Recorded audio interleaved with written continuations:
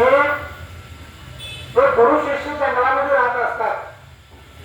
गुरु शिष्य जंगलामध्ये राहत असताना ते शिष्याचे एका डोक्यात असायचं की गुरुने सांगितलं की हे काम कर, ते काम करायचं. गुरु म्हणले का आता तू जाऊन झोपणार, बाकी विचारायचंच नाही काय. तर गुरुने सांगितलं की आता तू झोप. तो म्हणलं आज मला लवकर झोपायला सांगितलं, झोपी गेला. झोपल्यानंतर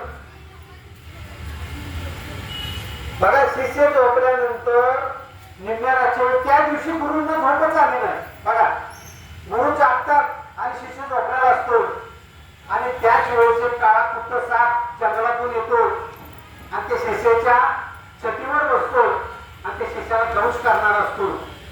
तर गुरु त्याच्याकडे बघत असते, म्हणजे आय साप कोण आहे.